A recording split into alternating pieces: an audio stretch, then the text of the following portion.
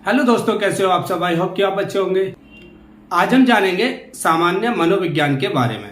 ठीक है, तो साइकोलॉजी के अर्थ को समझ लेते हैं। साइकोलॉजी का अर्थ मनोविज्ञान ग्रीक के दो शब्दों से मिलकर बना है। मनोविज्ञान जो है यानी साइकोलॉजी जो है ग्रीक के दो शब्दों से मिलकर बना है। पहला है इसमें साइकी, दूसरा है लोगोस। ठीक है, जो साइकी है, साइकी का मतलब होता है आत्मा या मन, और लोगोस का मतलब होता है अध्ययन यानी स्टडी। ठीक है, इसका मतलब ये हुआ कि मनोविज्ञान का क्या मतलब है। मनोविज्ञान से हमारा आशय जो होता है, हमारा मतलब जो होता है आत्मा के अध्ययन से होता है। इस क्लियर। अब आ जाते हैं प्री साइंटिफिक पीरियड यानी वैज्ञानिक काल से पहले का समय। प्री साइंटिफिक पीरियड यानी वैज्ञानिक काल से पहले मनोविज्ञान दर्शन शास्त्र की एक शाखा हुआ करता था। यानी किसकी? फिलोसफी की।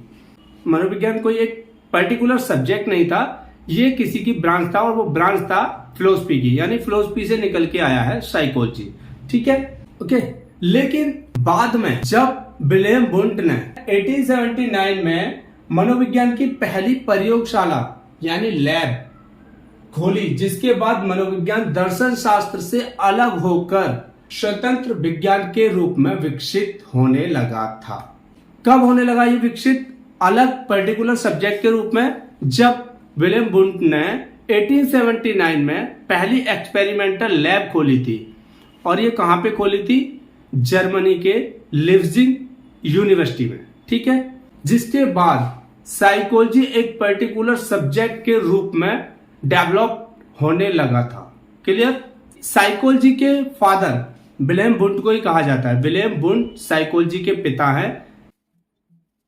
तो जान लेते हैं साइकोलॉजी का वर्क क्या है, मनोविज्ञान का काम।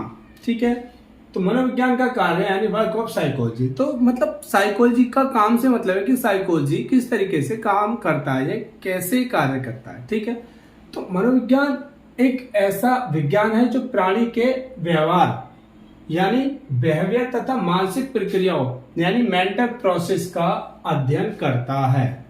क्या है साइकोलॉजी? मनोविज्ञान प्राणी के मतलब किसी भी प्राणी या व्यक्ति हो या एनिमल हो, कोई भी प्राणी जिसमें जान है, जो समझता है, जिसको सिखाने से जो सीखता है, वो किस तरीके से बिहेवियर करता है। ठीक है, या वो किस तरीके से अपनी मानसिक प्रक्रियाओं को करता है। ठीक है, अगर हम दूसरे शब्दों में बात करें साइकोलॉजी की, तो मनोविज्ञान एक ऐसा विज्ञान है जो सिस्टमैटिकली प्रेक्षणीय व्यवहार यानी ऑब्जर्वेबल बिहेवियर का अध्ययन करता है। ऑब्जर्वेबल बिहेवियर से मतलब है कि ऐसे व्यवहार का अध्ययन करना, यानी कोई भी व्यक्ति या प्राणी किस तरीके से नॉर्मल और एबनॉर्मल बिहेवियर करता है, इसके बारे में साइकोलॉजी स्टडी करता है। क्लियर। और क्या इसमें प्राणी के भीतर की मानसिक एवं दैहिक प्रक्रियाओं, जो यानी मानसिक और दैहिक प्रक्रियाएं होती हैं। प्रक्रियाएं मतलब गतिविधि, जैसे चिंतन यानी थिंकिंग, भाव इमोशन, तथा वातावरण की घटनाओं के साथ संबंध जोड़कर उनका अध्ययन करता है। मतलब वातावरण की घटनाओं के साथ संबंध जोड़कर अध्ययन करने से मतलब है कि कोई भी व्यक्ति किस तरीके के एनवायरनमेंट में किस तरीके का बिहेवियर करता है, इसके बारे में साइकोलॉजी जानने की कोशिश करता है। ठीक है, कि आप खुशी के टाइम पे किस तरीके का बिहेवियर करते हो, या किस तरीके से आप खुशी को जाहिर करते हो, और गम या अफसोस या फिर सैडनेस के माहौल में किस तरीके से आप अपने बिहेवियर को रखते हो। तो साइकोलॉजी इसी पे स्टडी करता है कि व्यक्ति किस टाइम पे खुश होता है और किस तरीके से अपनी खुशियों को वो जाहिर करता है, और किस टाइम पे वो दुखी होता है और किस तरीके से अपनी दुखों को जाहिर करता है। Is it clear? Okay, hope कि ये तो क्लियर हो गया होगा। अब देखिए मनोविज्ञान की कुछ परिभाषाएं यानी डेफिनेशन ऑफ साइकोलॉजी। पहले ये जान लेते हैं कि किस तरीके की इसकी डेफिनेशन है और उसमें क्या क्या बदलाव आए। ठीक है, तो देखो मनोवैज्ञानिक परिभाषाओं की 4 अवस्थाएं मानी जाती हैं, मतलब 4 तरीके की डेफिनेशंस मानी जाती हैं स्टार्टिंग से लेके अब तक की। यानी मनोविज्ञान की परिभाषाओं में आने वाले परिवर्तन की 4 अवस्थाएं हैं। मतलब शुरू से लेके अब तक जितने भी चेंजेस हुए हैं वो 4 तरीके से चेंज हुए हैं साइकोलॉजी की डेफिनेशंस में। ओके, तो जो मनोविज्ञान की 4 अवस्थाएं जो बदलती रही हैं वो इस तरीके से, इसमें फर्स्ट स्टेज ये है, पहली अवस्था। इसमें क्या है, मनोविज्ञान को आत्मा का अध्ययन यानी स्टडी ऑफ द सोल के विषय के रूप में परिभाषित किया गया था। ठीक है, मनोविज्ञान को फर्स्ट स्टेज में किया गया था आत्मा का अध्ययन, यानी पहली अवस्था में मनोविज्ञान को आत्मा का अध्ययन करने वाला विज्ञान कहा गया था। ठीक है, दूसरी अवस्था सेकंड स्टेज में क्या है, इस अवस्था में साइकी का अर्थ मन यानी माइंड से है। ठीक है, जिसका अर्थ मन का अध्ययन करने वाले विषय या विज्ञान के रूप में परिभाषित किया जाने लगा। जो इसका अर्थ या इसका जो मीनिंग निकल के आया था मन के अध्ययन से था, यानी सेकंड स्टेज में मनोविज्ञान का अर्थ मन के अध्ययन से था।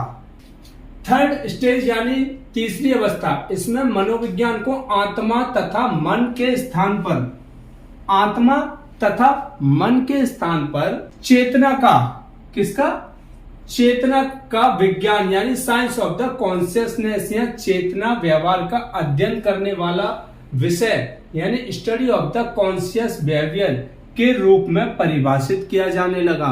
देख रहे हो कितने बदल गए। जो पहले था आत्मा का अध्ययन करने वाला, सेकंड स्टेज में आत्मा के स्थान पर मन का अध्ययन करने वाले विषय के रूप में जाना जाने लगा। ठीक है, थर्ड स्टेज में इसे आत्मा या मन यानी आत्मा या मन दोनों के जगह इसे चेतना यानी कॉन्शियसनेस के बारे में अध्ययन करने वाला विषय माना जाने लगा। ठीक है, या तो कॉन्शियसनेस का अध्ययन करने वाला विषय या फिर study of the conscious behaviour यानी चेतन मन का अध्ययन करने वाले विषय के रूप में जाना जाने लगा। किसे, मनोविज्ञान को।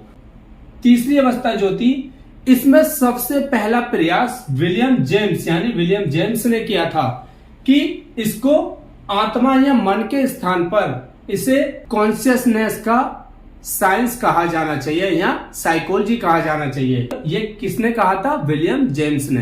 Clear, okay. देखो अब थोड़ा ही समझ लेना कि विलियम जेम्स ने इसके बारे में अपनी पुस्तक यानी जो उनकी बुक है जो उन्होंने 1890 यानी 1890 में पब्लिश की थी।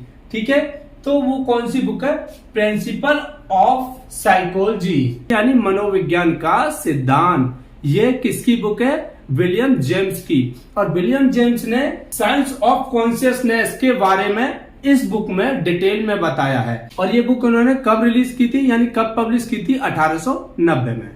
क्लियर, आपकी समझ में आ गया होगा। तो अब आते हैं चौथी अवस्था। तो इसकी चौथी अवस्था यह है कि इस अवस्था में विज्ञान का प्रभाव व्यक्ति के क्रियाकलापों या फिर कार्यों पर पड़ने लगा। ठीक है, ये क्लियर है। मतलब साइकोलॉजी के हिसाब से देखे जाए तो एक साइंटिफिक स्टडी की जाने लगी बिहेवियर को समझने के लिए, उसके कॉन्शियसनेस को समझने के लिए, उसकी एक्टिविटीज को समझने के लिए एक साइकोलॉजिकल तरीके से स्टडी की जाने लगी। क्लियर, और क्या होने लगा चौथी अवस्था में, चौथी अवस्था में यह होने लगा कि मनोविज्ञान को व्यवहार के विज्ञान के रूप में परिभाषित किया जाने लगा। व्यवहार के विज्ञान के रूप में, ठीक है, परिभाषित किया जाने लगा। इस दिशा में सबसे पहला प्रयास विलियम मैकडूगल यानी विलियम मैकडूगल ने किया था। चौथी अवस्था में मनोविज्ञान को किस रूप में जाने लगा, व्यवहार के विज्ञान के रूप में। ठीक है, तो ये क्लियर है। पहली अवस्था जो मनोवैज्ञानिक अध्ययन की है, मनोवैज्ञानिक परिभाषाओं की पहली अवस्था जो थी उसमें मनोविज्ञान को आत्मा के अध्ययन के रूप में जाना जाता था। दूसरी अवस्था ये थी कि मनोविज्ञान को मन के अध्ययन के रूप में जाना जाता था। तीसरी अवस्था थर्ड स्टेज में क्या था, आत्मा और मन के स्थान पर मनोविज्ञान को चेतना का विज्ञान कहा जाने लगा। अब चौथी और लास्ट अवस्था यानी फोर्थ स्टेज में क्या है, व्यवहार के विज्ञान के रूप में इसको जाना जाने लगा। किसको, मनोविज्ञान को यानी साइकोलॉजी को। ठीक है, व्यवहार के विज्ञान के रूप में जानने के लिए सबसे पहला प्रयास जो किया था विलियम मैकडूगल ने किया था। ठीक है, और विलियम मैकडूगल की एक बुक है समाज मनोविज्ञान यानी सोशल साइकोलॉजी। विलियम मैकडूगल ने अपनी बुक यानी कौन सी बुक यानी सोशल साइकोलॉजी में मनोविज्ञान को परिभाषित करते हुए लिखा है कि मनोविज्ञान व्यवहार का धनात्मक विज्ञान है। यानी मैकडूगल कहते हैं कि मनोविज्ञान व्यवहार का धनात्मक विज्ञान है, यानी psychology is the positive science of behaviour. ठीक है, तो ऐसा किसने कहा है? विलियम मैकडूगल ने। ठीक है, क्लियर हो गया? ओके, होप कि ये सारा क्लियर हो गया होगा। अभी हम इतना ही करेंगे, ठीक है, और करते हैं बाकी नेक्स्ट क्लास में साइकोलॉजी पार्ट 2। ठीक है, तब तक के लिए अपना ध्यान रखिए, ख्याल रखिए और बने रहिए और स्वस्थ रहिए, खुश रहिए। Bye, take care.